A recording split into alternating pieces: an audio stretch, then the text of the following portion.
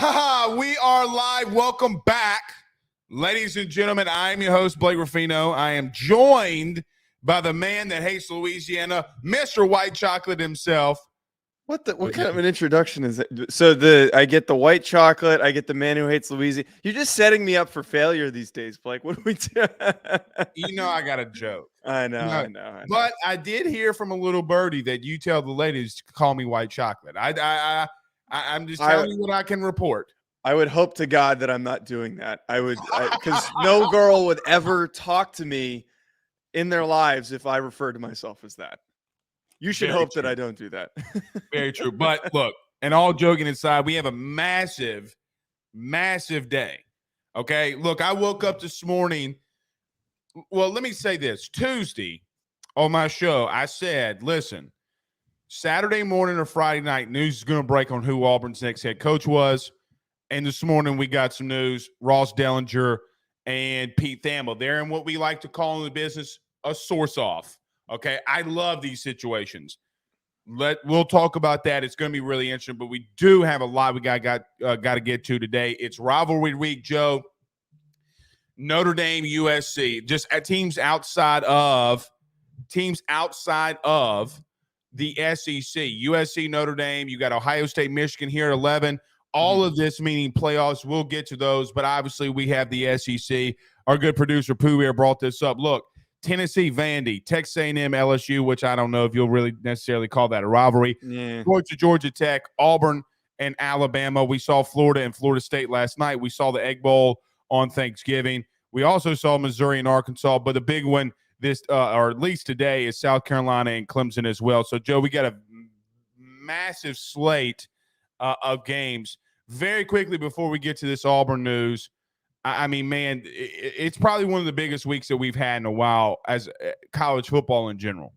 Yeah, timing of not only the past couple of days, every game feels like it's been a banger. Like that Arizona State game was so good that the mascots were beating the shit out of each other on the sideline. Like we're in a really I know. Fantastic. But like we're at this competitive point where because a lot of these teams hate each other, they're all really competitive games. And then on top of that, we've got news breaking on all these coaches.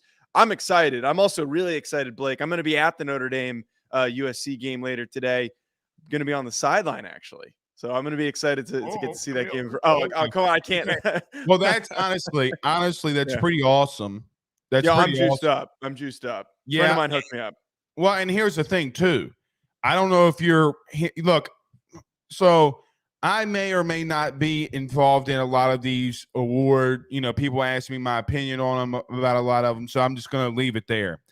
I did have somebody reliable around the Heisman Trophy that said if Caleb Williams wins today and tomorrow, he's going to win it. Or today and next week, he's going to win it, which is so wild. Okay. Well, he should. He should be. But see, Joe, here's the thing. 2 weeks ago, me and you came on in here and said it's between Hendon Hooker, or 3 weeks ago, it's between Hendon Hooker and it's between Bryce Young. And so for that reason alone, it doesn't matter what you do. As Brian Kelly, the great coach, the Notre Dame GOAT. Okay. I couldn't help. Yes. October is for pretenders. November is for contenders. Okay. And so I think that, look, if he wins today, he's going to put it up there. But that's massive for you, buddy, that you're going to be on the sideline. How have you ever been on the sideline? Because you're a Notre Dame guy. Have you been on the sideline? Not for those games. I mean, I've obviously been on the sideline for games that I've played in. And, it's a lot of similarities to what I'm doing today, where I was spectating for most of the game when I was long snapping in college. But I will say, coolest sideline I've ever been on, the Virginia Tech sideline. That whole run out with the Enter Sandman on the field. Yeah, Blacksburg is insane. Yeah. We do need to say this because I don't think that you and I mentioned this last time. Listen, the Virginia football players, that game was canceled this week, Virginia Tech, Virginia. Mike Hollins is a guy from University High here in Baton Rouge, one of the victims that was shot. And, I mean, he's making a very good recovery. He's walking again. The senselessness behind something like that, like, Joe, I don't know how you feel, and I'm not going to spend much time on this. I wanted to punch old boy in the face. Like, it's senseless. Right. It's absolutely senseless. So our prayers and thoughts to the families and to Mike Collins as well, who's making a speedy recovery. Thank the good Lord that he's walking in. All right, Joe, we do got to get to this. Pooh Bear says he's ready. Okay, if you're just missing it, I got a soundbite for this. You ready? Uh-oh.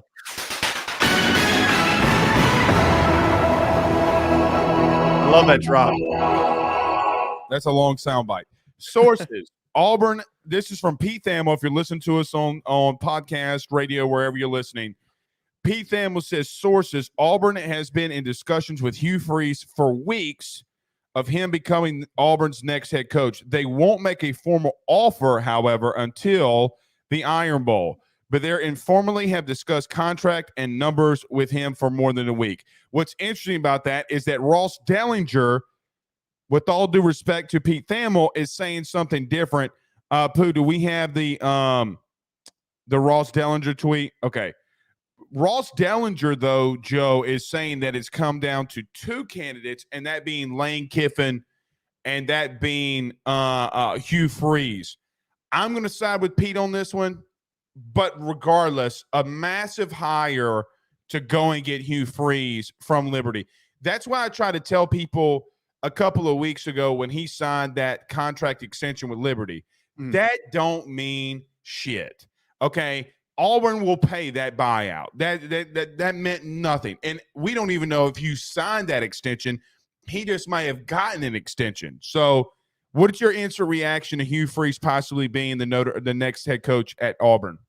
Yeah, I actually, for the sake of parity in the SEC just in general, I'm glad that we've got Hugh going to Auburn, and I really like that Lane Kiffin is staying at Ole Miss. I thought that just a personality connection, the vibe there, Lane and Ole Miss, to me just made so much sense. And I loved him being there.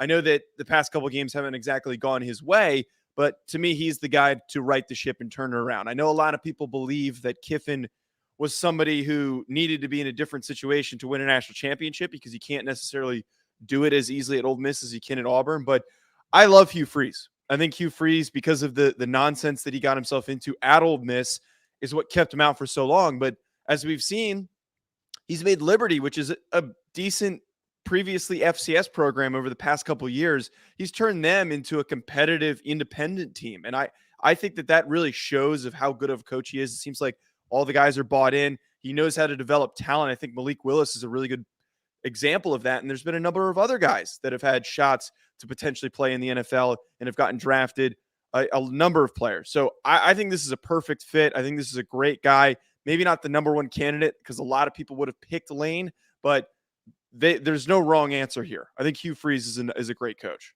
Hugh Freeze is a no-brainer if he wouldn't have been caught with hookers and a cell phone.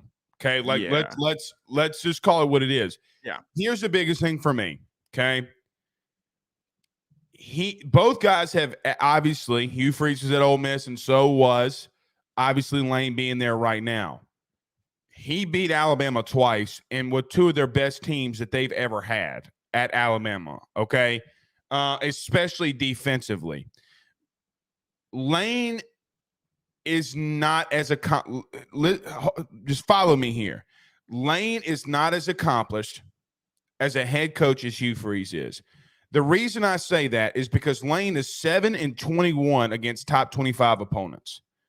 Okay? He's not even remotely close to being 500, much less being above 500 and against top 25 opponents. Be honest, Lane kind of chokes. Okay. Oh, absolutely. And so for that reason alone, Hugh does not.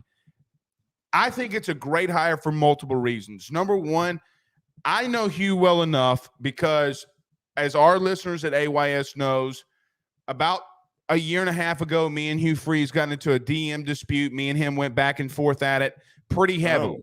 Okay.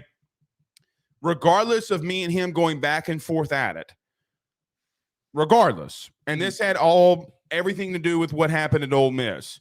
Hugh Freeze is a hell of a football coach. If he can stay out of trouble, he is a problem. He is an absolute problem. He is the best coaching hire, in my opinion, at Auburn. Since I don't know when. Now, obviously, we don't know if it's completely final, and Ross Dellinger still saying it might be Lane Kiffin. I think Lane's out of this equation, don't you? Yeah, and it just the way that he was acting and reacting to some of the news this week, I think was a little bit of a hint. And then there was that one deleted tweet where he was clearly frustrated, where he was basically saying like, "You keep changing the story. What's the answer here?" And he ended up deleting that. But I felt like the signs were pointing it to be somebody else. I didn't know off the top of my head that it was going to be Hugh Freeze. But again, to your point, if it wasn't for the stupid actions that he made, like he has no real marks on his resume for quality He of does coaching. not. His recruiting was fantastic. The 5-star recruits that he got to come to Ole Miss is unprecedented. Those types of guys in those kinds of classes. That's a little bit of why he got in trouble, though. I mean, well, now it's legal, except the stripper stuff, the NIL paying guys bills, whatever it is. Is it? Well, no one's checking anymore. I make a joke. Is it? Who's saying that Playboy can't sponsor a kid in NIL? Oh, you quite literally mean Playboy. It's a good point. It's a good question. There's no restrictions. There is no restrictions on it. Yeah.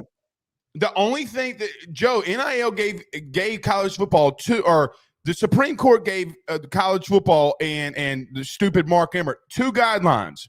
You can't promote gambling, and you can't embezzle money and commit tax fraud. Yeah. They didn't. Now, Greg Sankey would blow up Auburn if Playboy sponsored Hugh Freeze. Or like a local strip club or something like that. Correct.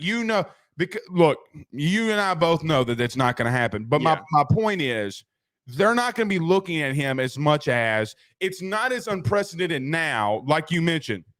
If Laquan Treadwell, who was the main guy behind all of it, if he goes to Auburn without ever taking a visit, well, shit, what happened? He got a massive NIL deal. Like it's not illegal anymore. So Hugh Freeze having $10 to $13 million of NIL money at Auburn to play with is a problem. LSU fans are going to rip me alive on this one. He's a problem. He is probably. Listen, if there's tiers to this, the 4 biggest coaches to worry about in the SEC right now: Brian Kelly, Nick Saban, Kirby Smart, and Hugh Freeze. Absolutely. I mean, he's in that tier. You agree with that? Yeah, absolutely. And I think that, like, to even further the whole point here of why he makes so much sense, like he's one of the very recent reasons why NIL became what it is. Like he was essentially one of the fathers of NIL of recent times, where he's going to know how to do it the best. He's going to know how to kick ass while doing this. And to your point of the amount of money that he has to work with is way more than the rest of the teams in the SEC, other than the 4 that you just named ahead of him. So I would be worried. I would legitimately be worried because, again, he is a guy that has a really good coaching prowess. I absolutely trust him to, produce really good results in the field. But again, the recruiting aspect of things is where I would be the most worried. Yeah, and I will tell you, if I'm Nick Saban, I'm getting Saban. Though, let me say this: a lion never worries about a sheep. I don't think that Nick Saban worries about anybody. Okay, but you're always cognizant of who is coming at you. Hugh Freeze will recruit heavily inside that state. Okay. And I think that there may be 1 or 2 guys inside the state of Alabama that he's able to flip that would have normally gone to Alabama, to Auburn. I will say this: LSU had a commitment flip from LSU to Auburn. Darren Reed, a defensive lineman. This happened yesterday. Okay. I started making some phone calls, and I was like, well, the kid's not going to go if it's Lane Kiffin. Lane would have never reached out to the kid. Okay. But I was told that some of the recruits have been told that they have their guy, and it's starting to freeze out here. Okay. So to that reason alone, I do think that they feel like this deal's done. Okay. Now, is it not? I don't know, but we'll have to wait and see. That's not the only coaching hire, though, in college football as a head coach. Matt Rhule just got announced to, literally, as we're talking right now, Nebraska made it official. They are hiring Matt Rhule as their next head coach. I will let you take the floor on him first, because I'm about to go cuckoo for Cocoa Puffs. Okay, like I don't like this at all. But what's your thoughts? I was in the same boat as you, where I didn't think that this made a lot of sense, because very rarely do guys who leave the NFL after getting fired get opportunities like this. One could argue that Nebraska is no longer as good of a program and as good of a brand as it used to be in the early 90s to the 2000s, even way before that, when they were winning national championships and producing really fantastic offensive players, Heisman Trophy winners. But besides that, like, I think this is like a C+ hire. I know that Rhule's a good coach and he fits with what they're doing, but I still don't think Nebraska's as good as everyone chalks them up to be. I think there's so many other programs in other conferences that have ascended and worked past Nebraska. I think it's really hard, really hard. And I don't know if Matt Rhule has the recruiting prowess to even accomplish this, but to get guys to come and play in Lincoln, Nebraska is a very difficult task. It's not like it's Wisconsin that has got a great college town, or Ohio State or Michigan. I don't know what you feel on that, but I feel the brand itself is not very attractive, and it's just such a C+, get the job done, big name hire. All right. Well, Ben's here, so I don't want to say exactly what I want to say with him in the room. Close the door, buddy. Close the door. Love you. Love you. Okay. That's my son, Benjamin. Joe, you're spot on. Okay. Matt Rhule, I don't understand the Matt Rhule hype. Okay. I really don't. I mean, I get that he rebuilt Temple. I get that he rebuilt Baylor. Okay. He still was not, I mean, he still has been below 500 or damn near right at 500 at every stop that he's been. At Carolina, he was below 500, obviously. I don't understand how Nebraska feels like they can go and get Matt Rhule. And I guess they feel as if, well, he turned everybody else around. Can he turn us around? Maybe he can. But in reference to sustaining, okay, he's never sustained a program for longer than 4 years. Never. Well, he's usually jumped ship. He jumped ship. And I don't know how much. I don't know how much he's going to want to be in the facilities at 11:30 a.m. when Tepper in Carolina is paying him $34 million not to coach. It worries me for Nebraska, and honestly, it's the most Nebraska move of all time. They could have legitimately hired anybody in college football, not anybody, but of the people that were out there. You could have made a very massive push for Hugh Freeze. Or Lance Leipold. At Kansas. I don't think so people that know, the show that I go on Wednesday mornings, Lance Leipold told them, you're a dumpster fire. Okay. He did not want anything to do with it. And so, long story, Lance is not Leipold is not the dude that's just gonna, jump ship. It's got to be a right fit. Why? He thought Kansas was a right fit because he had recruited that area for years on years on years on years. Okay. I don't like Matt Rhule in Nebraska. I don't think it's going to work, Joe. I don't. So a lot of the points that you said, I think I agree with what you said. And I said this during the beginning of this search and when Matt Rhule was fired. And one of the points that I had is he would have fit better at like an Arizona State or a Colorado, which is a Power 5 program that he can be there for a couple of years. He can rebuild them, help them get, slightly above 500, playing some bowl games, and then he can jump ship when he's a little more focused. I just don't like this immediate jump from the NFL to a bigger brand. And heck, this Nebraska job is a better job than the last two jobs that he held. So it's like, how do you fail upward? That's what doesn't make any sense to me. I also wouldn't be enticed to hire a guy who his most recent success is losing records at an NFL team. I don't understand what we're really going off of here for him to be a successful coach. I do get what he did at Baylor and what he did at Temple in difficult times is commendable, especially him taking over that Baylor job after the whole Art Briles situation, the sexual misconduct situation, and everything that went on down there. That's a mess to fix. It's a much bigger mess than the one that he's inheriting at Nebraska. But this is a completely different situation. And for him to get a bigger job makes no sense to me, exactly like what you're saying. Well, Chris Lee says that Matt Rhule is good. Will do good. He will start off slow. He's going to have Nebraska in a Big Ten championship game. No, he won't. Okay, because I mean, they're in the same division as Ohio State, correct? If I'm not mistaken, they're in the East, correct? Am I misspeaking that they're also one of those conferences that's trying to switch to a single division? So, yeah, they're like, and Greg Sankey talked about this too. They're getting rid of divisions. They're not going to be one of the 2 top teams in the Big 12 or Big 10, Unless Harbaugh retires abruptly. Well, and really and truthfully, I know Mel Tucker's in the news. Okay.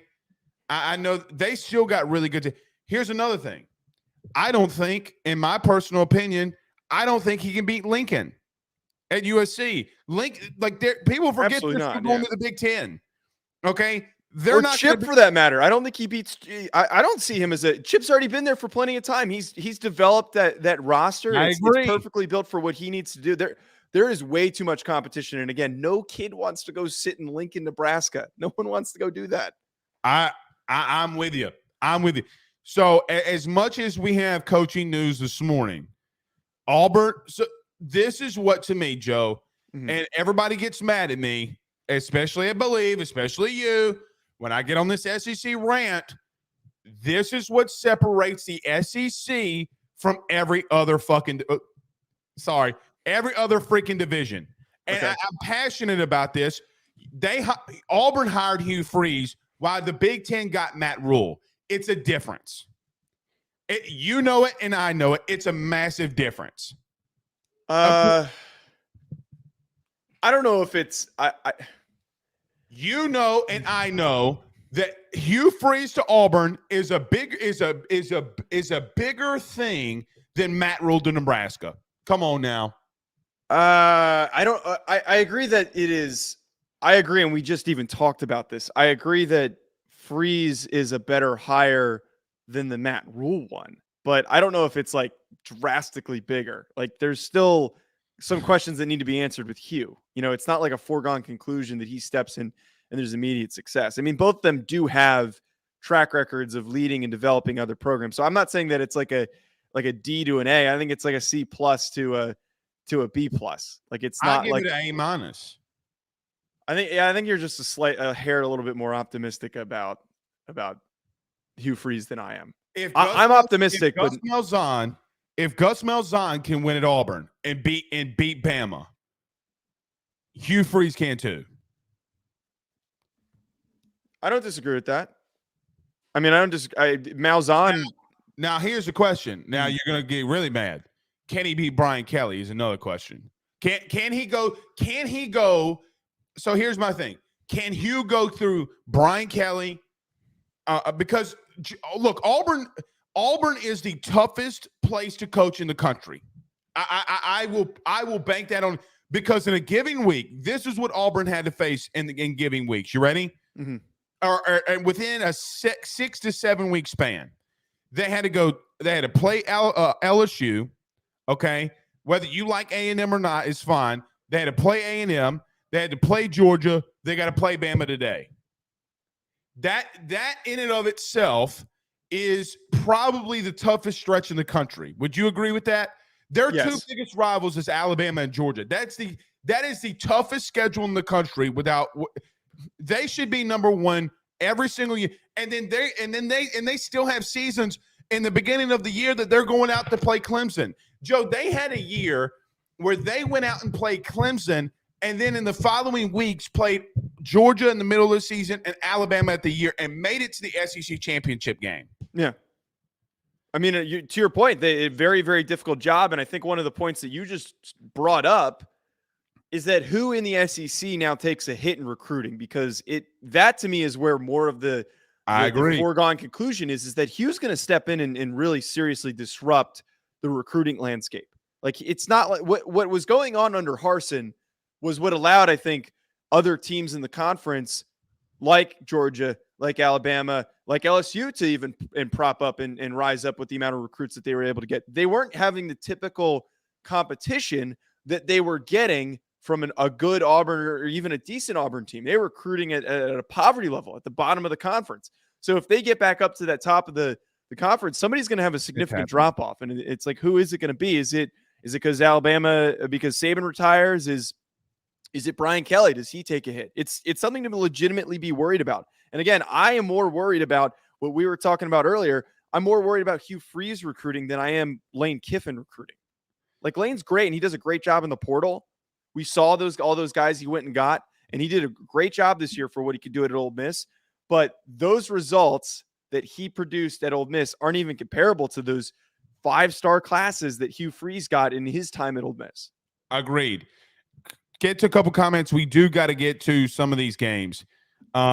Chris Lee says Gus Malzahn has been to a national title. Yes, at Auburn. Okay, both times is affiliated with Auburn. Mm-hmm. He says Hugh Freeze never won 10 games at Ole Miss. Fair, but he also beat Bama when they went and won a national title. So again, Ole Miss is a different thing than going to win it at Bama. Semper says Nebraska will stomp USC in a few years. I don't agree with that. I don't agree with that. They're so behind on recruiting. The amount of top recruits, especially on the West Coast, that USC is claiming, they're going to go back to dominating West Coast recruiting. I agree with that. There's no one in the Midwest that wants to go to Nebraska. They're all going to Michigan and Ohio State and Notre Dame for that matter. Right. I agree with. So, for example, and I'm always going to bring an LSU tie to this. Trey Palmer was Nebraska's best receiver, and there's a lot of LSU fans in here. I forget what he went yesterday. I think he had 9 catches, 189 yards, and 2 touchdowns. Brother, he was the number 4 receiver at LSU. Okay, to give an example. Now, so my point is that there's levels to this. There's massive levels to this, and I don't buy the Matt Rhule. I would take Hugh Freeze over Matt Rhule any given day. Okay, Joe, we do have a little bit of time, I think. We'll see. But we do have some massive games today. I'm going to start off with a game that you might not want to talk about. Now, we didn't talk about Vandy last week on this show because we were like, oh, my God, Florida's going to curb stomp Vandy. Well, they didn't. And Vandy is on the track to become bowl eligible. They're playing Tennessee today. There's no Hendon Hooker. It's Joe Milton. I still think Tennessee's going to win, unfortunately, for the Vandy fans. But, man, do you know how crazy it would be if Vandy pulled off an upset today? It would, I think, be the true epitome of what rivalry week represents and what we've already seen, that we can have something like this. And this is the best we've ever seen Vanderbilt in like the last 10 years. The last I can think of when they were this competitive was when James Franklin was there, and then also when Jay Cutler was there. It's hard to win at Vanderbilt. But at the same time, as mediocre as Joe Milton is, I got a lot of faith that they're going to win this football game. Like the separation in the quality of athletes is drastic. What they did against Florida, like, it's commendable, but like Florida's got a lot of issues and they got a lot of problems on the roster that need to be fixed. And it was a lot of program disarray that Billy Napier inherited that he's been trying to fix. And that was like perfect timing for them to do what they did. But Tennessee might have lost to South Carolina last week. They might have just lost their starting quarterback, but it would take a colossal F up for them to lose to Vanderbilt. You mean like last week against South Carolina? I know. Now listen, yeah. I don't know how to put this. There was a week ago today on this show, there was a 6'2 and a quarter, 6'2 and a half, about 290-pound human being that came on this show and said, everybody's shitting on Spencer Rattler, but they lead the country in drops. South Carolina, and we can transition to South Carolina and Clemson. Joe, there's 3 things, and look, like Jane Daniels went through this, Bryce Young's going through this at Alabama right now. if your receivers catch the ball, it makes you look that much more dangerous. They didn't have a drop. And the truth was, he's been doing a lot of this all season long. This time, the passes got completed instead of falling to the turf. I'm interested to find out what Vandy and Tennessee happens, because I think Mike Wright, when he gets outside, and that defense is really bad at Tennessee, and I hear that there's some locker room turmoil. Bill King from the Bill King Show reported it this week that Hendon Hooker and one of the defensive players got into a dispute over NIL money inside the locker room. Now, he reported that this week. How focused is Tennessee this week coming up? Like, apparently, like, punches thrown. Some people have reported. Why are you swinging on a guy who's got in a leg brace? This was before he tore his ACL. This was the week of South Carolina. Like, oh my God. Even a torn ACL, Hendon Hooker could probably, uppercut somebody into the shadow rim. The transition, though, into South Carolina and Clemson. I be honest, I'm going to take Clemson here. I don't see the upset. I think Clemson knows that they got something to play for, and I think Dabo's still a really good coach. I get shit on and poo-pooed on so much for saying Dabo's not overrated. Either he's going to prove me right today or he's going to prove me wrong. But, Joe, if they go 2 seasons, back-to-back, or the last 3 seasons, and he only has 4 losses, like, I don't give a damn what conference he's in, because USC, and we'll get to USC in a minute, they played Colorado. There's not a team on Clemson's schedule in the P5 that's as bad as Colorado. I don't want to hear it. So with that being said, I think Clemson rolls today, brother. I think that they roll today. Just my opinion. I do believe that Clemson wins this game, but I don't think it's going to be a blowout. Like, I feel that South Carolina, they're riding off of a lot of energy from that Tennessee game. And again, it's rivalry week. So if you've got a little momentum, you've got a little juice, you're going to come out swinging in a game like this against a program that you absolutely hate. And the thing with Clemson, I have sat on this show and I've sat on my show so many times and screamed about how overrated I believe Clemson is. I have legitimate concerns about their offense, but where this game is going to get not out of hand, but where Clemson has the advantage is along the line of scrimmage and with their defensive linemen and their linebackers.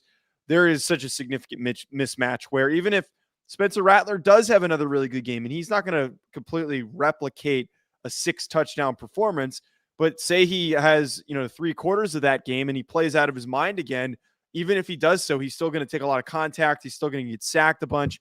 It's a really, really hard situation for them to deal with. I do got to give him this. Our producer, Pooh Bear, says, I just wanted to be known a certain producer called Vandy 6 Williams in preseason. I got to give him that. He did. I just think Clemson's too much for him up front. We'll see here. Here's something that's interesting, and I don't think Dabo is going to do it yet. You got to stop letting DJ be your quarterback. If you want to be a serious team, you got to put in Klubnik, okay? But how much better are you with a true freshman quarterback? Like, you're trying to, they're not going to, but you're trying to make the playoff. So it's is he going to really do a good job in a difficult situation? Well, 8 of his 12 drives have been scoring drives. Well, he also threw a pick 6 on another one when he stepped into the Notre Dame game. It's just, I think a lot of that freshmanness is still in him. True. But what's your excuse for DJ then? Well, there's no excuse for DJ, but my point is, who's more talented? DJ technically, I think, is equally as talented as him, but in terms of like actualizing it, DJ is the most shaken up in terms of his confidence, and he's not playing up to his capabilities. But I think that's what's holding him back. That's what's holding him back right now is the play calling, and then not to mention the fact that he's in his own head right now. That's fair. I just think I don't think I don't think he's as polished as Klubnik, especially as throwing the football. I don't. That's just me. All right, I'm going to get to a couple of these comments, Joe, before we continue to move on to these games. I do want to switch from the SEC for a second. I do want to get to USC Notre Dame when we get out of this. Larry says, "Go Rowe," or Jeff Rowe Texas recruiting is not Nebraska. I don't really know what that means. John says Rhule to me is a great hire for a team like Nebraska. He did a great job at Temple and with Baylor. He does great at average college and makes them competitive. We'll see. We'll see. I mean, is that all you're looking for, is to become a bowl team? Is that, if that's what they're going for, I mean, that's a heck of a hire. But if they're trying to compete for a national championship, that's not the guy. Yeah, no. So here's my thing, Joe. Is Nebraska still a blue blood? And what is the definition of a blue blood? It's any of the top, let's say, 20 programs that if they're at their full peak, that they're capable of winning a national championship. Okay. And I don't think Nebraska is. Okay, so I'll be honest. I thought a blue blood, from the definition, okay, from what everybody gives me, is that the teams in the past have won the most. And I'm like, being a blue blood doesn't mean crap when you kick the ball off. Like, you're not running down on special teams and saying, we're blue bloods. You're not doing that, okay? So that's just my thought on that. I agree with you. I think that there's 20 better programs in the country better than Nebraska at full tilt. My opinion. Absolutely. I mean, I think I can name. I honestly think there's probably, 7 to 8 in the SEC. Okay, like if they're on full tilt, they could beat Nebraska. Probably 4 or 5 in the Pac, and then 4 or 5 in the ACC. I mean, because look, Florida State's a 9-win team. Florida State, at full tilt, and we saw that game last night, which, we'll see. All right, let's transition outside the SEC, and then because I do want to, we got a lot of games we're going to cover. I still want to get to Ohio State, and I want to get to Michigan. How ironic would it be if USC got beat by Notre Dame to help LSU's playoff chances? I'm going there. See, here's the only thing. It would be incredibly ironic, and I had said it before when we were doing this show, but I just don't think it's very likely. You don't think Notre Dame can beat USC? No, and the thing I keep saying or seeing, in any Notre Dame fans who I don't know who might be checking me right now, but I keep seeing a lot of people mentioning like, oh, Notre Dame is the far more physical team. They're going to dominate them. They are. They absolutely are. And they have a way better run game in Audric Estime and the rest of the Logan Diggs, all those running backs, Chris Tyree. They've been running down opponents' throats. They've been doing it with with such aggression. And it's worked. They're in such a rhythm right now where they don't need to really rely on Drew Pine to do much else. But my concerns come is that if they need to actually be in some sort of a shootout, they're toast. They can't keep up to the same level of speed that USC has. They can score in an instant. We saw them do it against UCLA. And this isn't like the Georgia-Tennessee game where when we talked about it, and I had said that, Georgia's going to control the line of scrimmage. They're going to control the tempo, all that stuff. I don't think that Notre Dame's as equipped at all. Stetson Bennett's way better than Drew Pine. Well, I agree with that. Here would be my only thing. Do you think Notre Dame's the best team USC's played all year? That USC's played all year? Yeah. No, because I believe that Utah. No, actually, I completely disagree with that. I think UCLA and Utah, not by like a significant margin, but are better than them. I'm not a Utah believer. I'm just not. When you go down to Gainesville after what we've seen in Florida and get your cheeks clapped for 60 minutes, I still think that's a problem. I think in this game, and we'll get to Will Vandervort next. Here's my thing. I don't know if USC, everybody's got a plan until you get popped in the face. And as much crap as I've given Notre Dame, okay, over the last couple of weeks, and with losing to Marshall and all of that, you can win the game if you're keeping the ball away from Caleb Williams. If you line up and you keep doing what you're doing offensively and running it down their throat, they're going to be pressured. You know who else did that same exact thing against USC? Utah. There are 2 teams that USC has played this season. They'll play one today that have a same type of identity, not game plan, but just identity of a team. Utah and Notre Dame like to be physical up front and run it down your throat. the only other team that USC has played that remotely does something like that is Oregon State. But they struggle with physical teams up front. And so for that reason alone, I don't know if USC is going to lose. I'm not saying that they're going to lose. What I'm saying is that we have 2 games where USC has gone up against really physical offensive lines and gotten checked. It's the only thing that I'm saying. All right, let's get to our first break. Will Vandervort is going to be joining us next. Let's talk, though, about our good friends over at betonline.ag and our good friends over at GM Vardo & Sons, gmvardosons.com. Guys, we'll return in 1 minute. Let's talk some more SEC football, South Carolina and Clemson next.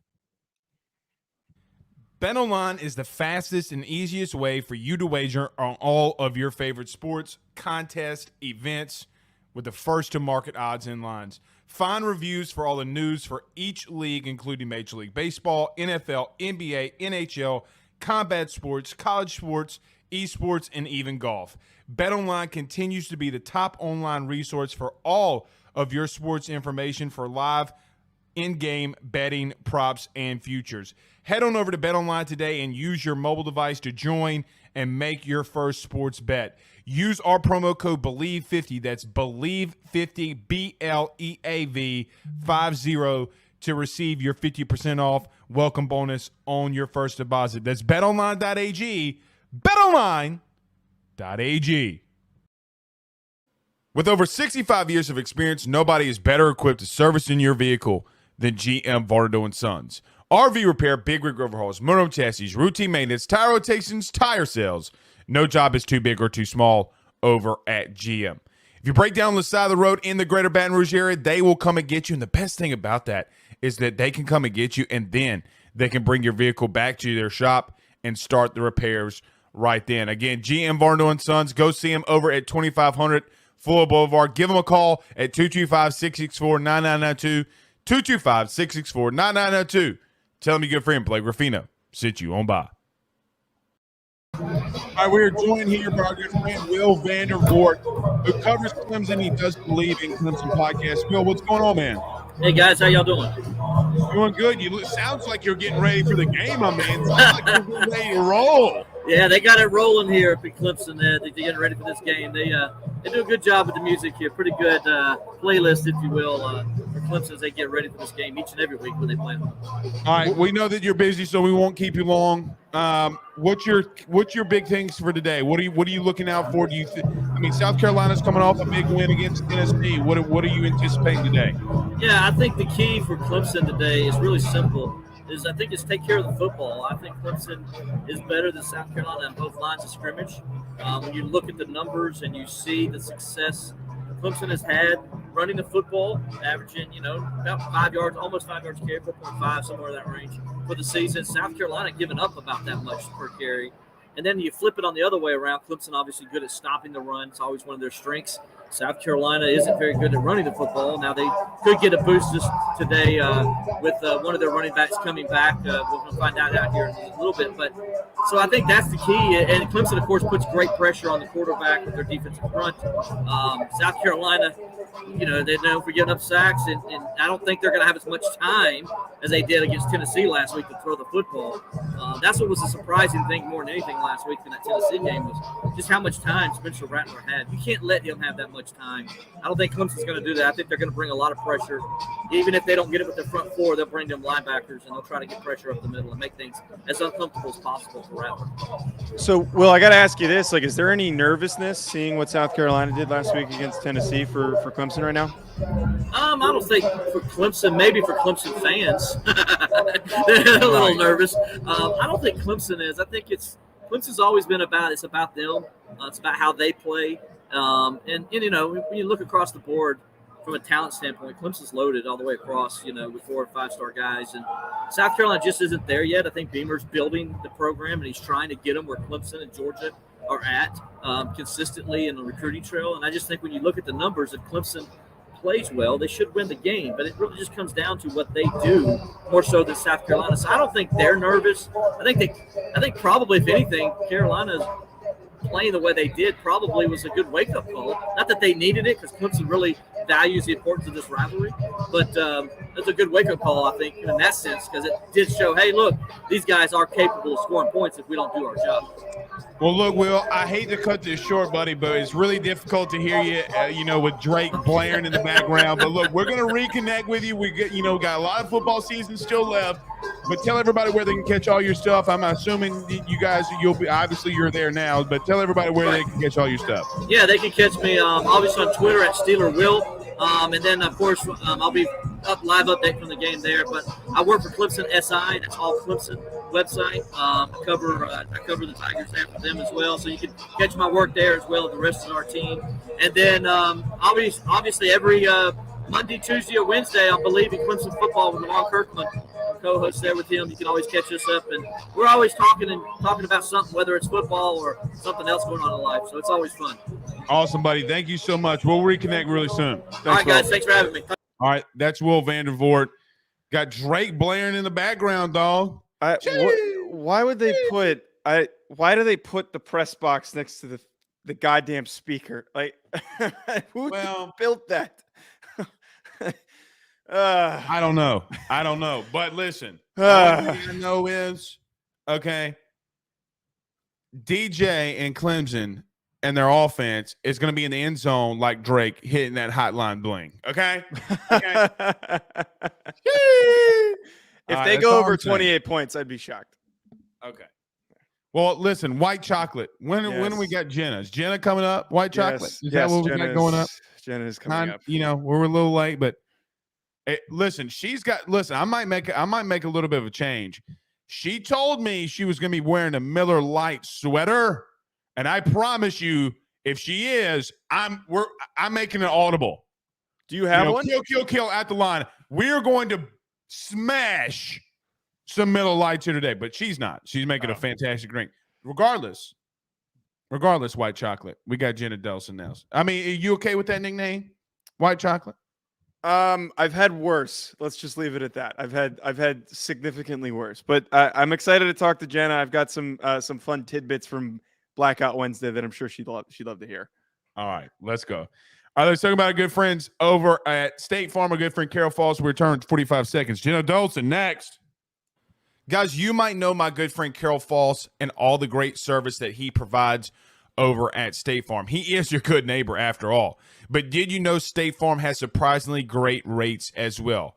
Along with the great neighbor service, State Farm agent Carol Falls has surprisingly great rates for everyone inside the state of Louisiana. So call him today at 985-395-4300, 985-395-4300 for all of those surprisingly great rates on auto, home, and life insurance needs.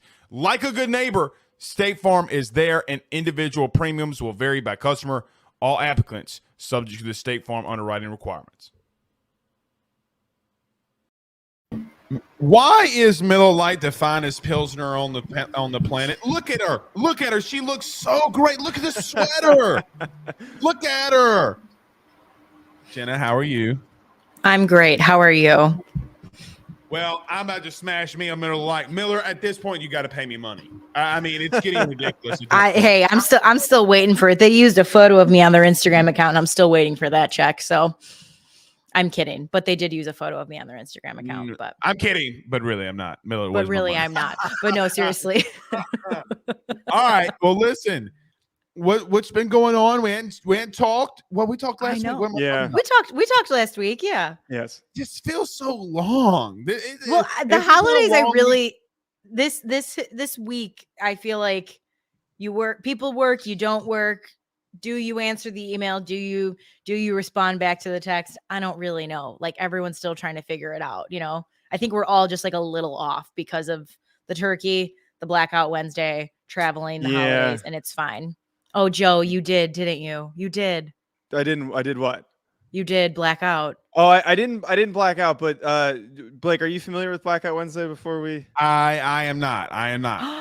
So you explain. You're the bartender. Explain. So it's an annual holiday. Obviously, everyone is off that Thursday of Thanksgiving. So everyone goes out Wednesday night, and it is the one time of year where everyone tends to go back home and you all get blackout and you do really boogadafoo inappropriate shit with people from your hometown that you probably don't need to be doing. Oh, so a normal Wednesday for me. A normal Wednesday for you, a blackout Wednesday for the rest of America. So we never really called it blackout. I never heard the phrase, but that's Really? normally what happened. I mean, Wednesday night. So they made fun of me because we had obviously Megan's family and my family, Italians and Germans, and it's like you got Italians and Germans coming together. It's really crazy. And somebody made a World War II reference with Germany and Italy, and it wasn't pretty, but it was really bad here Wednesday night.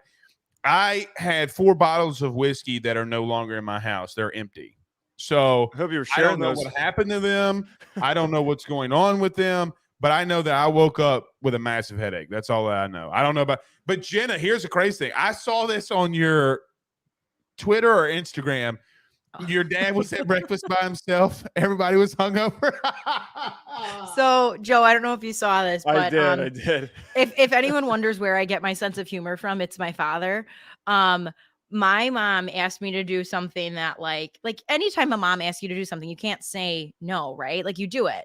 But what's the worst thing you could ask someone to do on Thanksgiving morning? Wake up early. Go to the grocery store. Oh. No. So my mom needed juice. Okay. I'm like, juice? You needed juice? So I have to go to the grocery store, which is the worst grocery store in my neighborhood. I'm like, I can't park in the parking lot because I'm going to have agita. I'm going to have a fucking panic attack. Sorry for my language, but like, it's so bad. People don't know what they're doing. And that was why I showed up late. That's my own reason. My other siblings, though, were all hungover. So everyone missed breakfast. Attaway. Listen. He enjoyed it though. His words, no joke, were it was so peaceful. So thank you guys for not showing up. I'm like, then why did you have 4 kids? Like, why did you have all of us? Well, and here's the thing too, Dad. Listen, Dad, if you're listening, Jenna, you can clip this. Dad, listen to me. Mm-hmm. You guys start breakfast at like 10 then. Okay. And then you got to do the early Thanksgiving dinner. Okay. Like you got to 10:30. You can't do Thanksgiving lunch. You got to do Thanksgiving dinner. Look, we push everything back tonight because ain't no way when you get all of us together and all the cousins get together. Oh yeah. Hell no. Yeah. We ain't having no lunch. It just ain't going to happen. No. It's brunch. Normally it's at 11, was at 10:30 this year. And then there are all of the appetizers that lead into the Thanksgiving meal. That's how we do it. It's true. Okay. Yeah. Wait, so before we do the drink, I have a tidbit that I want to share with you guys. Because Blake, especially, I think you're going to get a kick out of this. It's not a good one. So I partook in Blackout Wednesday, and I, like any individual, had too much to drink. And I don't remember who this person was, but it was somebody I went to high school with.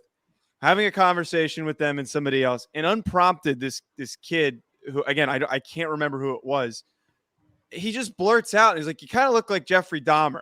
No, I was just dumb. I'm like, you gotta be kidding me. I'm like, I'm out in public, and he immediately started apologizing. He's like, I don't know why I said that. Like, I'm really sorry that I said that. And I'm like, okay, you ruined my night, man. It's the glasses, buddy. It's the glasses. These were so expensive, though, Blake. These are really nice glasses. I'm not.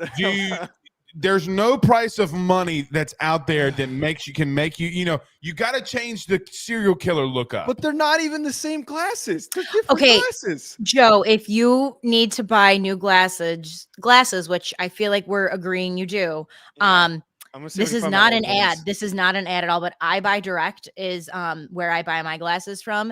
And you can get the lens, the frame, and then I have the Blu-ray tint in them. Yeah, I got that. And they were for $60. That's pretty good. So I have 3 pair that I just rotate amongst, but I used to have the really thick, ugly black frames. I can't do those anymore. I look really is your eyesight really bad? Like you need the glasses, like you can't do contacts? No, I have astigmatism, so like I can see, but everything's just really unfocused. Like I'm not blind. I'm just, my eyes stink. That's the reason why. No wonder why your football takes you so bad. You can't even see the game. Yeah. Anywho, I used to snap blind. Also, that's a fun fact. I used to go out in games, and it got really bad my junior and senior year. That's the funniest joke on this show ever. Oh God! You're welcome. I set you up perfectly. Joe, you're so good at that. You're just really good at just Uh, teeing everyone up on this show. Like Hey, it's listen, just for myself. I don't do podcasts with.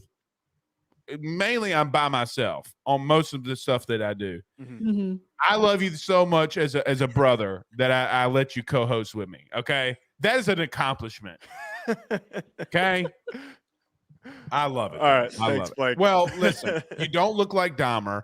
You know No. how you could change that though, huh? I'm going buzz cut. I think I should just shave it off. No, just become a Ooh. cowboy. Dude, I'm not Josh Fisher, man. I'm not. Alrighty I'm not. then. All right, listen. Have you been watching some Yellowstone lately? You're goddamn right. I have. Hell Okay, yeah, listen. me too. So you like Yellowstone? Oh, it's my favorite show. Period. Okay, Yeah. listen.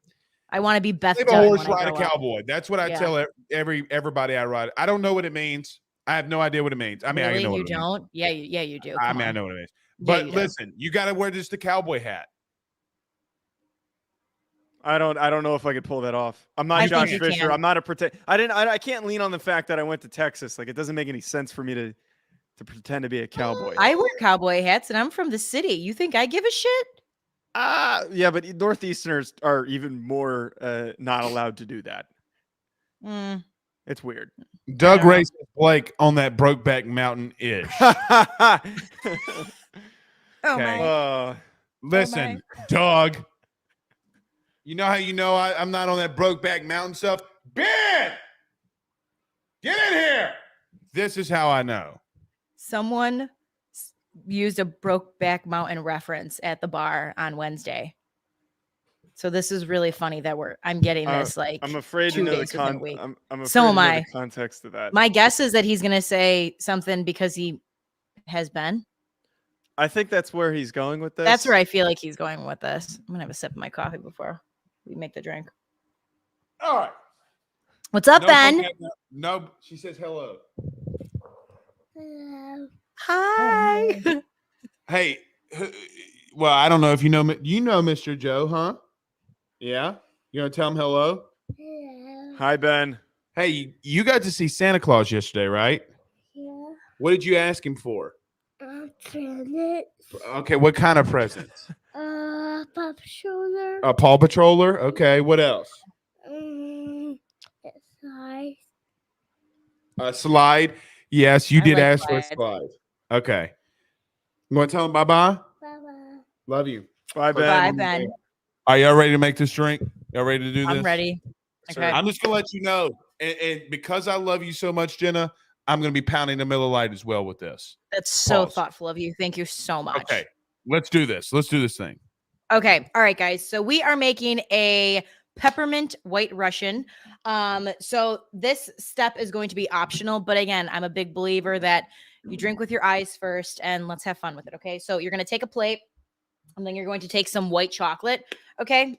Speaking of Joe, and then you're going to ring it along the plate. We are doing this for the top of the glass. All right. So you just kind of want to make it a little circle. All right. Take your glass and then you're just going to ring it along. Think of like when you're getting salt on a margarita, except we're doing white chocolate and some peppermint. Okay. See, it doesn't help that I don't have a good. You know I who have else like. in the show's called White Chocolate? Oh God. I know.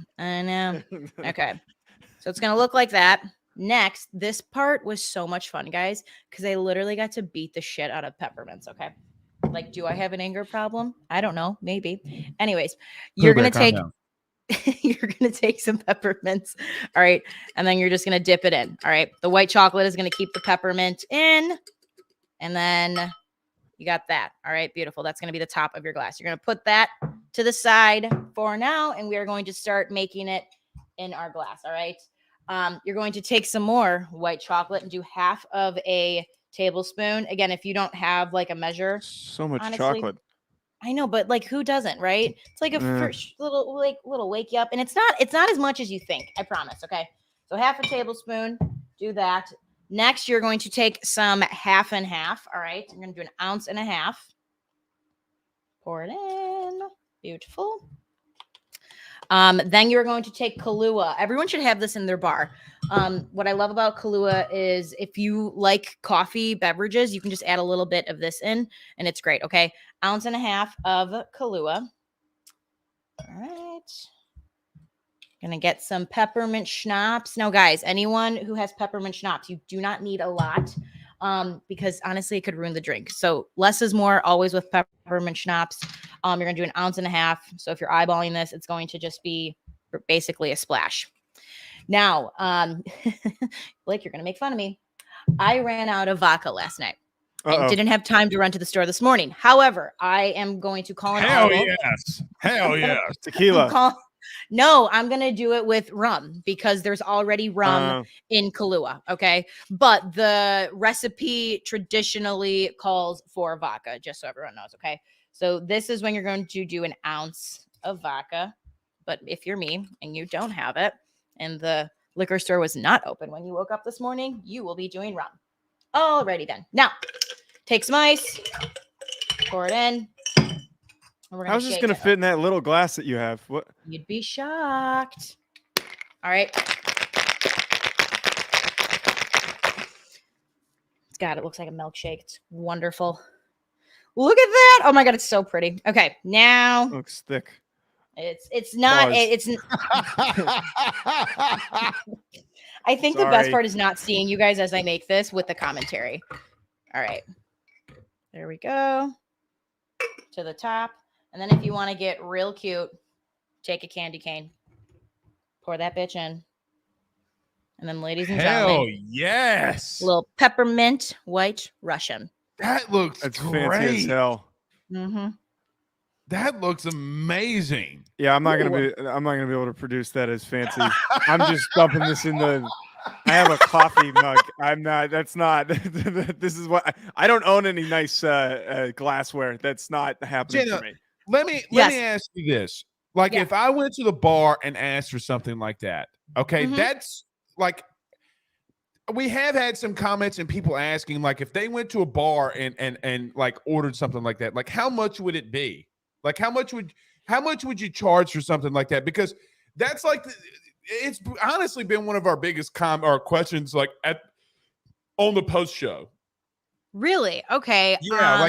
Like if I went to your bar right now and I said, hey, I want this, how much would it be? Like, just normal. I mean, say whatever you got. No, like something like this, this would probably be like $6-7, but depending on where you go, like if you're in a really high end, like downtown Chicago, this could easily be like $15. Yeah, in LA that would be like $17. Yeah, depending on where you are. But we're also like a neighborhood bar. What'd you say, Blake? What's not expensive in LA? Breathing. Well, I even feel like you got to get taxed on breathing. Well, the amount of pollution you kind of are, next. but That's next. But yeah, I mean, I'm trying to think. Last week's drink probably would be like, because you have Prosecco in it, and like that's a little bit more expensive. I would say, again, that could be anywhere from like $10 to $12. Old fashions tend to be more expensive depending on the type of bourbon that you use. Rightfully so. You know, if you're going to have a really nice bourbon, that's going to cost more money. But that's why I like to make these at home for you guys. So you don't have to spend the $10, $12 on a drink. It's like, you know, all of these things for your at-home bar you can have. And again, I always think like we all need something in our back pocket. And I think there's something really sexy about being able to like whip up a cocktail for someone. It's like a love language in a sense. So if you can whip up something for someone, you know, it's like, especially something like that. Yeah. Oh, yeah. And it's fun. Yeah, and by no like means is this is not going to be something that you like pound, 20, like you pound 20 Miller Lights. This is going to be like a really fun, maybe get the day started as Blake literally chugs a Miller Lite. Cause why wouldn't it? And it's just so poetic. I'm definitely gonna steal this though, because my girlfriend loves chocolate. So oh my God, I think I'm gonna try and make this for her when she's back. You mean to tell me this man who said he's not named white chocolate literally said my girlfriend loves white chocolate? You can't get away from it, Joseph. No, you can't. No, you can't, sir. The thing is, I'm gonna tell her about this, and she's probably gonna actually start calling me that because she's like thinks stuff like that's funny. Because she has the sense of humor that you and I do, and God All damn it. Joe, All part right. of me can't tell if you love I think there's like a really small part of you that doesn't want to admit how much you love this though. No, I don't like this name. I don't. And I have been okay, so here's for context. I have had much worse nicknames. The nickname I had for a period of time in high school when I was an underclassman was Nips. And you can do a million times better than Nips. So Were you that it's guy that weird, always though. had THO? Had what? THO. What's that? Titty hard on. No, it's just because I was fat. That's the only reason why they called me that. Wait. Pause. How is nips and fat the same my thing? I don't God. understand. I don't know. It was just because they were calling me that because I was fat. I was a little fat kid. But so I have been called much worse Gym things. class must have been hard. Everything was hard, Blake. Oh, Joe. But that's my point is that it takes me a lot to not like a nickname. And no, I do not like this nickname. Blake, did you have a nickname growing up? Do you have a yeah, nickname? daddy. Yeah, daddy. You know, Is was that kind like one of those things No. that like your child calls you it, or you like make people call you daddy? Because like as a woman, that's just weird. The truth was, so the reason it stuck was I was in as a senior, okay, and this kind of just stayed with me for a little bit. Mhm. Is I walked up to someone I really liked, and I said, "It's your boy, Big Daddy." Well, Oh my and God. people made fun of me for calling myself that for a very long time. So Yeah. no, I didn't. Did I this mean, person usually respond to people- you? Yeah, everybody makes fun of me for calling myself that. But usually, especially in like Louisiana or in Southern culture, a lot of people just call you by your last name, right? Like Yeah. a lot of people just call me Ruffino. I mean, that honestly, my buddies never call me Blake. If they call me Blake, it's serious. Like I'm like, oh shit, like it's really serious. So normally the nicknames are just like last names here. I mean, our producer Pooh Bear. Okay, he's from the South. It's his last name. Zach. His last name is Pooh Bear. I'm sorry, you're the producer. No, his last name is Pooh or Pew. Okay, and we call him Pooh Bear. Look, let's bring him up. Pooh Bear, right? Yes. Go by my last name. Most of the time, most people call me Pew. Yeah, it's a southern thing. People, you go by your last name. So I have a cousin, and his nickname is Pooh Bear. So the first time my mom watched the show, she was like, "Jenna, did Kevin like tune in?" And I was like, "I don't think so. Why?"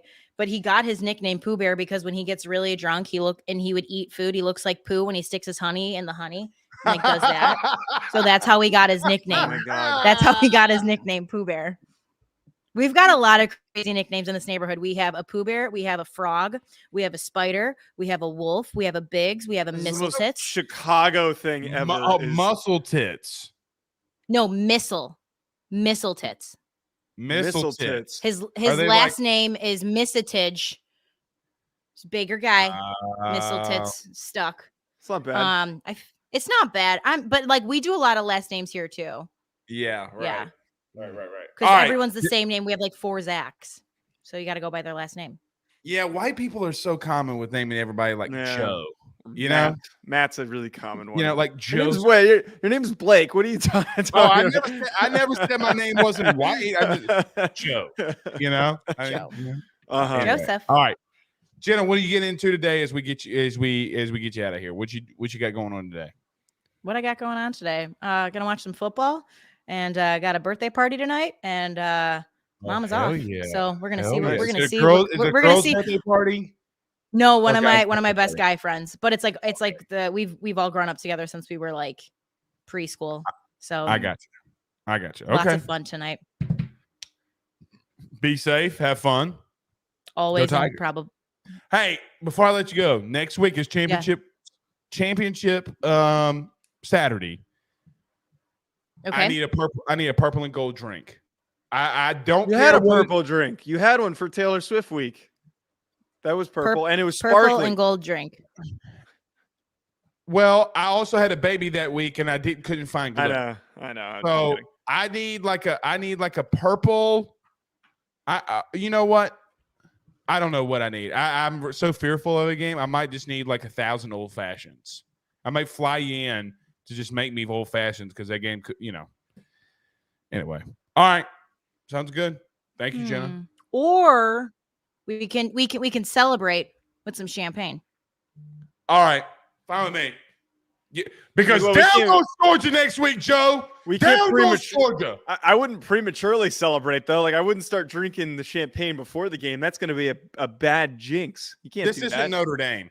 Okay, we win natties here. Okay. Joe, it's called manifesting the outcome. You manifest win the that outcome. easy. I'm a big jinx guy. That's a I am setup for too. I'm jinxing. so superstitious. Eh. Listen, I got to be honest. I'm wearing the same goddamn thing that I've worn since LSU beat Bama. Okay, I like the same exact thing. Oh, okay. Damn, this is pretty massive news. All right, Jenna. Be safe, be good, live, prosper, and well.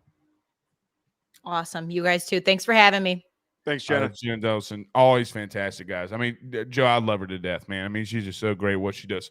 All right, Poop, can you bring that back up? Or Zach, can y'all bring that back up? Pete Thamel says, sources, Louisville quarterback Malik Cunningham is a game-time decision against Kentucky today. He's been dealing with a shoulder injury and didn't play last week. Joe, I got to be honest, I haven't watched a lot of Louisville football this year.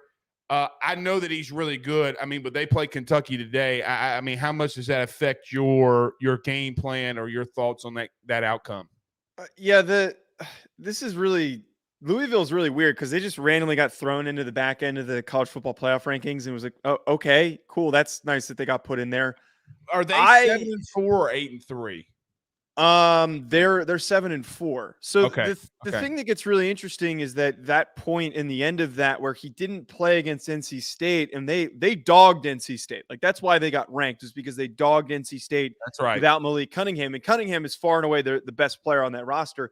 They've got some other dudes, and I honestly, and we didn't cover this game this much because it's not as premier of a matchup as some of these other ones that we talked about today. But I still lean Louisville if he doesn't play. Okay. I just don't like Kentucky. They're so inconsistent. I'm kind of with you.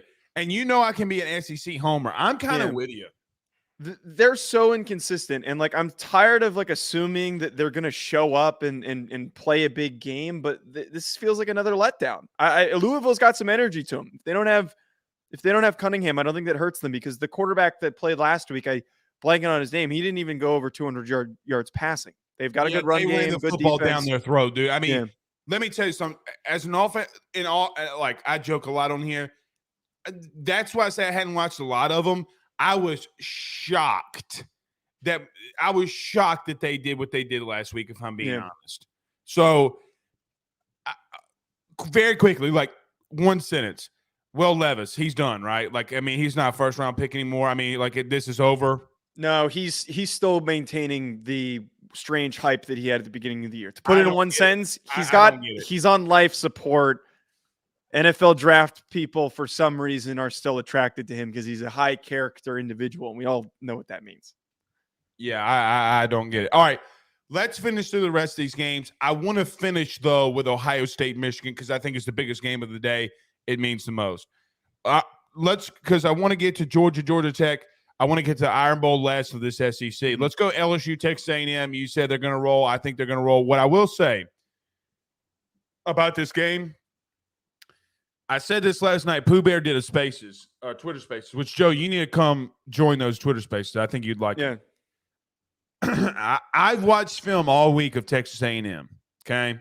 And, look, it's just what I do. I don't like, I don't watch sitcoms. I love watching football. Joe, and I will say this, and it's fearful for me to say this because I think Jimbo Fisher's a shitty coach at times. Their front seven defensively is disgustingly good. They play out of position a lot, but if they ever put it together from the talent level that they have, they're going to be insanely good defensively. Yeah. Offensively is a different topic. I think the game could be closer in the first quarter and a half than some people probably would give you. I think LSU rolls here, though, ultimately. But, man, I'm just telling you, A&M's got dudes, buddy. They got dudes. And to your point, defensively, they kind of notoriously have produced a lot of defensive linemen that They have been moved to other positions in the NFL. So that doesn't surprise me that to your point with what you're talking about there. I will say though, there's no reason why LSU shouldn't I blow them don't out. dis- Unless I they don't- come in I don't hungover and they're getting too far ahead of themselves. Like that's what's going to cause them to lose. But no, there's no reason why LSU shouldn't hang 40 on them. Still battling with the flu. Okay, we'll see. Let me ask you this. I mean, I kind of feel like it would have already been leaked a little bit if Jimbo was ever going to get fired. Okay, Jimbo's got another season, right? I mean, like, you know, I'm not going crazy. Like, you think he's going to be there another season, correct? Yeah, because they would have done it by now. There've already been multiple lows this season. It doesn't really benefit them to wait until after two guys have been hired. And arguably one of the best guys on the market was just hired. Unless they go after Lane.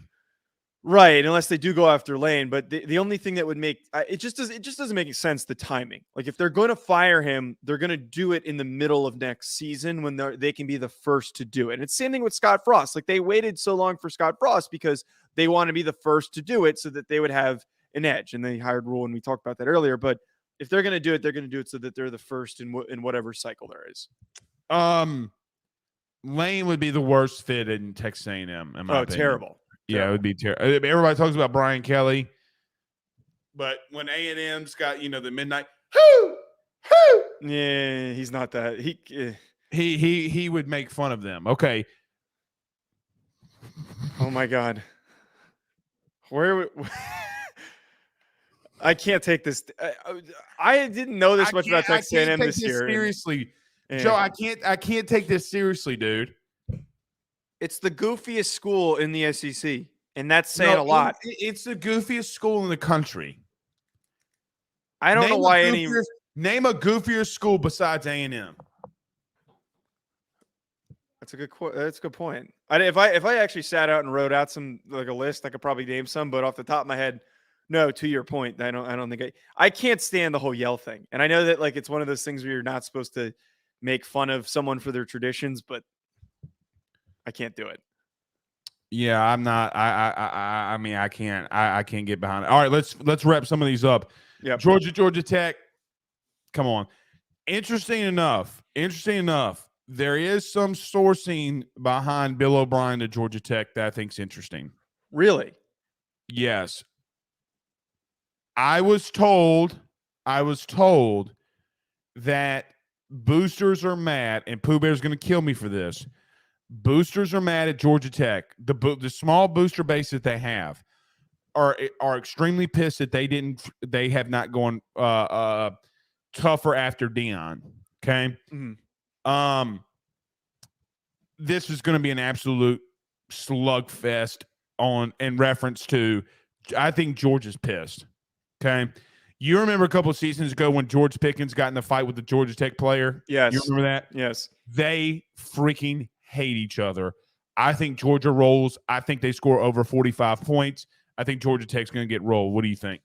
Yeah, I completely agree. And this is like a perfect warm-up game for them. I don't see this as a circumstance, especially because it's a rival where they're looking ahead at the SEC championship game. I 1,000% agree with you. Like this is let's completely body the shit out of a team that we hate, that again, we've notoriously gotten into fights with. Oh, this is a total primer. I mean, like this is, to your point, you're nervous about the SEC championship game. If they blow the doors off of Georgia Tech, I actually would be a little worried as LSU fans because that means they're pissed and they're rolling with that momentum. I agree. Let's see how it goes. Pooh Bear says in other news, Colorado and USF hot and heavy after Coach Deion Sanders. What's your thoughts on that? Really I just don't understand that because I would think that if Deion's going to leave, he's going to do it for a bigger school. I'm going to be really disappointed if he leaves to go to one of those programs because he's got like he's resetting his clock and then he's got to wait another 3 years to go somewhere else. Like I don't want to. If he's going to go somewhere, he should wait until his sons finish, until Travis Hunter finishes, and then go to a bigger program. I think Pooh Bear, you just became Pooh Bear's #1 friend on MySpace. I agree. I agree here. he would have to reset his clock, right? Yeah. Meaning, if he were to go to USF and he went 4-7, 4-8, whatever, it would be a massive hit. They will hire him from Jackson State, wherever it may be. Mhm. I do think it's interesting that look, people make fun of Georgia Tech all they want, and it's fine. Atlanta's got a shit ton of money. It's the number one engineering school in the country. I think that there's people that's pissed off. I know for an absolute fact that they've been doing things and getting facilities, like they're spending money. I think Deion would do good there, but I don't think Deion and them are going to match. I think Bill O'Brien is something that's really interesting. We'll keep our eyes on that one. All right, let's move to probably what will be the SEC, the biggest game talked about today. Some people call it the biggest rivalry in the South. It's Alabama and Auburn, the Iron Bowl. I'm really rooting for Cadillac. I really do root for Cadillac because, Joe, that's like me or you, okay? And I'm going to get to this FCS playoffs, by the way, which made me think about this. Okay. Your ass is grass, mister. Let me just say this. Joe, if you became the head coach of Rhode Island, how much pride would you have? A ton. Well, it's different, though, because it's not like a big football school. Like, I get it, but I know what you mean. You bled, sweat, cried. I mean, it's different. Yes. It's different. Now, would you move on from Rhode Island? Joe, we played in the FCS level. Would you move on from there? You and I both would. It's different, okay? Because, listen, Cadillac has spent more time at Auburn than he hasn't, okay? Yeah. So my thing is, I root for him. The problem is they're going to get run over bad, in my opinion. See, I thought last year, though, we all said the same thing. Like, we all said that, like, Alabama's on their way. They're worse than last year, though. Well, but you know what? You're right. You're right. The timing of it, though, they were dealing with injuries, and I'm blanking on TJ Finley. TJ Finley. Watch out, difference. Southeastern.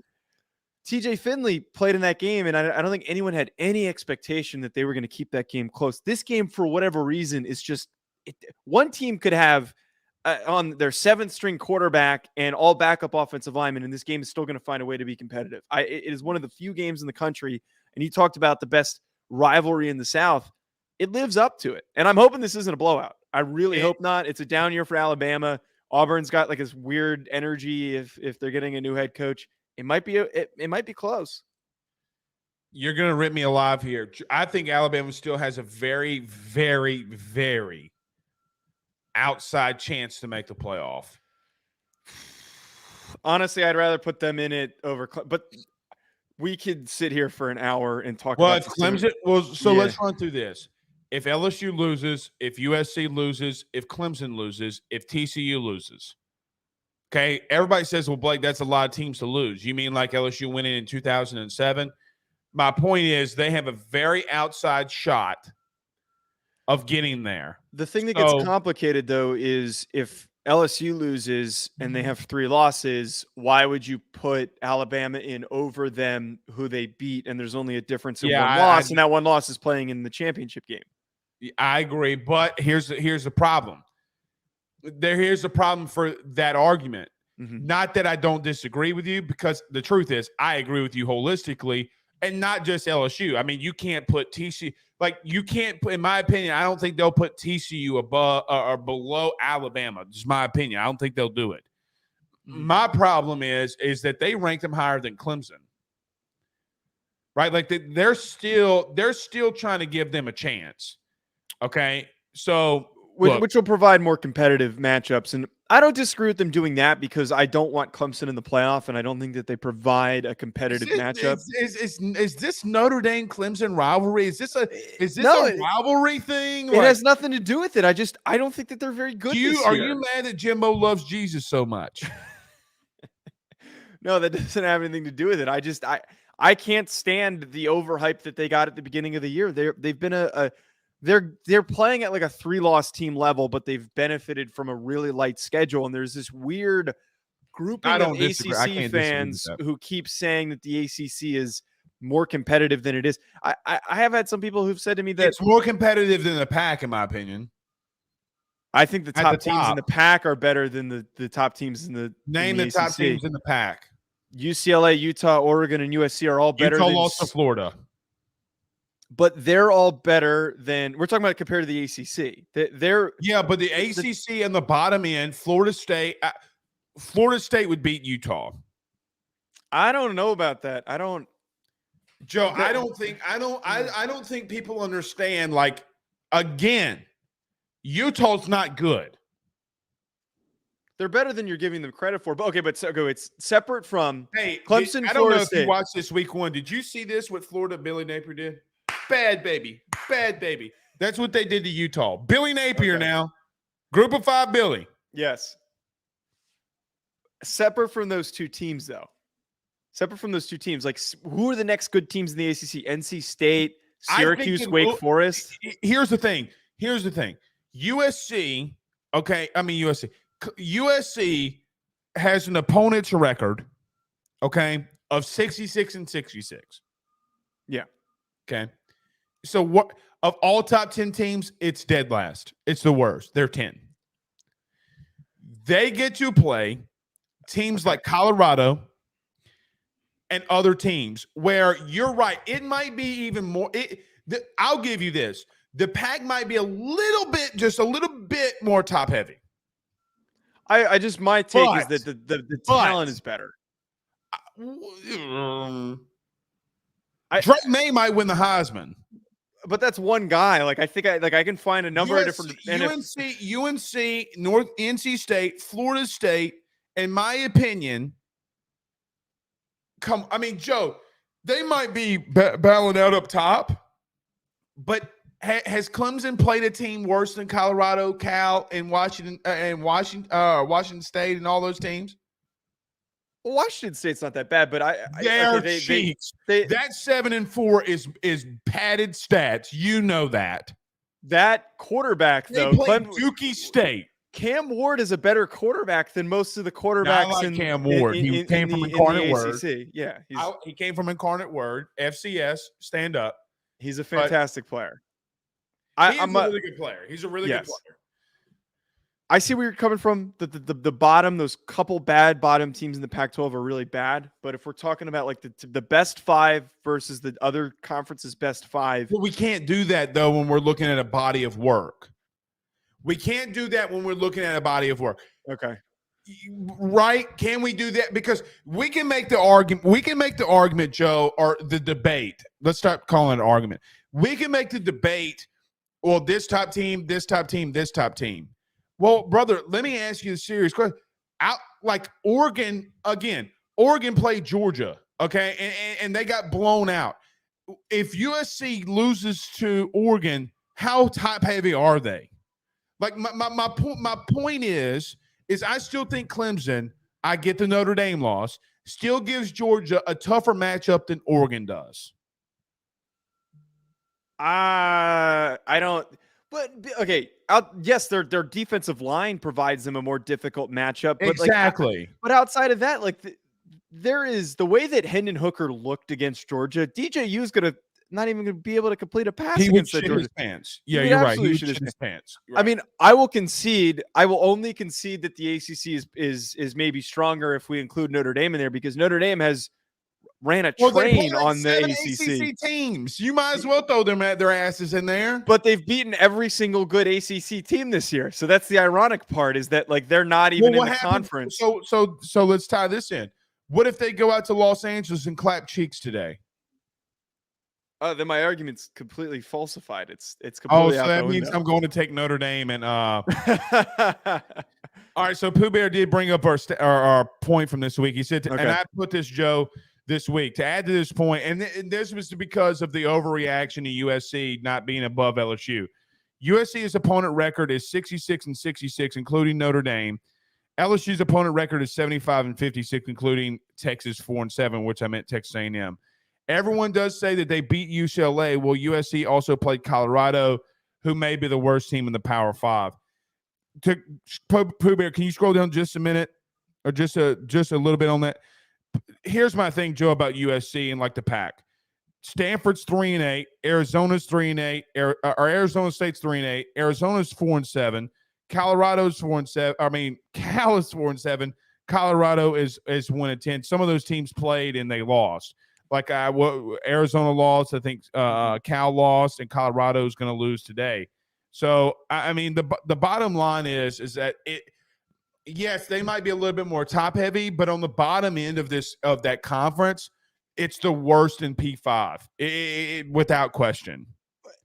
Yeah, you're right, and it just so happens that it's getting significantly dragged down by Colorado and how goddamn terrible they are and how bad Stanford and Cal are. That's another coaching search, Joe, that we haven't talked about.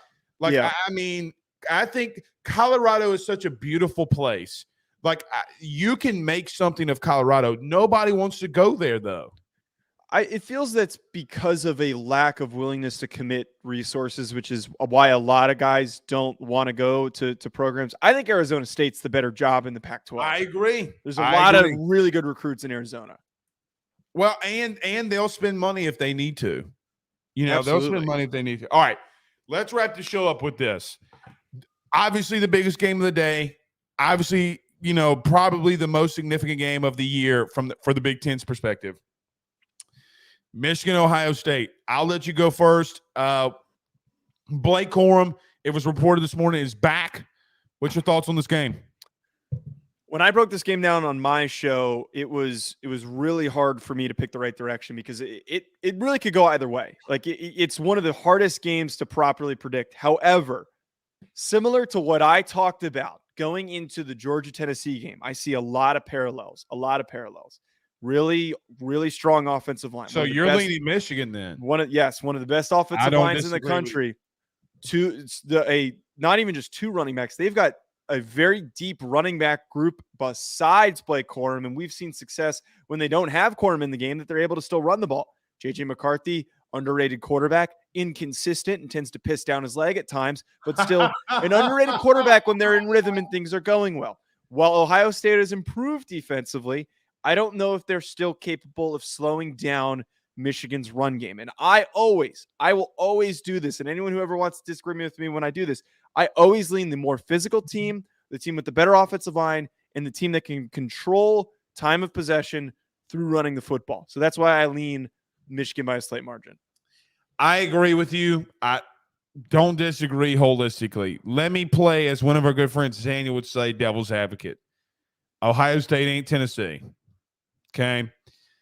You're saying that they're better than Tennessee. Yeah, they're better than Tennessee. Okay. And so my point would be, and Michigan's not Georgia. Okay. Right. So I agree with you. Like, it's hard for me to argue what your point is. Why do I have a gut-wrenching feeling that Ohio State's going to win? Not gut-wrenching, but you got, like, my gut, like, my brain is telling me, like, I know what I'm saying. Okay. Like, I know what I'm saying. I'm seeing them be physical up front. I'm seeing them run the football. I'm seeing McCarthy do some kind of really good things at times. I know that Harbaugh's a good coach. Like, I know what my eyes and my brain's telling me. Why does my gut tell me Ohio State? It's the same deal for me. So, like, that's what I'm talking about here, where it's so hard to pick because I just laid out a really good argument for Michigan. And I think, like, anyone who watches football and knows the game of football will agree with a lot of the points that I just made. But again, it's like in the back of my head, but Ohio State's probably going to win. Like, I as much as I want to, like, lean Michigan and my argument makes sense, Ohio State's probably still going to win. They're going to find a way. I will say this, and I told you this a couple weeks ago. I know I tweeted this at you. There have been times that C.J. Stroud has struggled when he hasn't thrown the ball at Harrison Jr. There was a time in that Penn State game, which Penn State kept up with him, that he went 0 of 8 when not throwing the ball in Harrison's direction. I think if they can't get the running game going, meaning Ohio State, I would double Harrison and say, you know what, CJ, beat me. That's kind of what Notre Dame did. You know, that's exactly what they did. Notre Dame purely said, all right, CJ, everyone's saying you're a Heisman guy. Go beat us. He did enough to beat them. Like, he did enough in some of those drives, but he struggled a lot. And the things that have caused problems for CJ Stroud, I've said this to death, and I don't know why people disagree with this. That offense doesn't require a lot of decision making, and CJ Stroud does not. He is up there with Justin Fields and some of those other guys that aren't really good when they're asked to make decisions off of their first read. He's better than them, but he's still an Ohio State quarterback in an offense that if that first read isn't there, they tend to make really questionable decisions. So if you ask him to beat you, I think that needs to be the approach. If not, if he's just cooking, Michigan's done. Michigan's going to lose this game. I talked to a Texans front office guy. Okay. And look, he's been responsible for Dameon Pierce and others. Like if it's in the South, okay, he's getting these kids drafted. Like Stingley, Pierce. I mean, he's done a lot of good things. I asked him about CJ Stroud. Actually, I asked him about Will Levis, and then it kind of went into CJ Stroud. I was like, wasn't the Rudy put? I mean, this kid puts mayonnaise in his coffee. Like, you can't draft him number one. He told me that CJ is the kind of guy that when he watches him, okay, that he panics so much in the pocket when his number one target's not there. Like everybody talks about Jane Daniels not going through progressions. It's not true. CJ really does panic a lot when his number one or number two guy's not there. If you take them away, Michigan's gonna have a lot of success. In your evaluation, do you believe that his analysis on CJ is correct? 100%. When I haven't done my current season or like end of season of full evaluation on him for the 2023 draft, but my pre-draft report that I did on him was exactly that. Got all the talent in the world. He's got the perfect frame, perfect athleticism. He can operate outside the pocket. He moves really, really well. But I had a huge fat question mark surrounding that decision-making past his second read. And then on top of that, that's why I have Bryce ahead of CJ Stroud. It's because I know that Bryce is the smaller guy. Doesn't have as big of an arm, but I trust him to make the right decision. I trust him to step up when his team needs him to. Yeah, and look, I just don't. I don't know. I want to lean Michigan with you. I just something in my heart and my gut tells me, look, listen, don't listen to what your brain's telling you. All right, let's get out of here, Joe. We got 20 minutes until kickoff, big noon kickoff or whatever they call it over there at Fox. Ohio State, Michigan. We got a lot of great games today, so we'll go have some fun. Until then. Been a good one, buddy. We got Championship Saturday next week. Not a lot of games to talk about, but Championship Saturday nonetheless. All right, we'll see y'all soon. Y'all have a good night or good day. Peace out, Girl Scouts.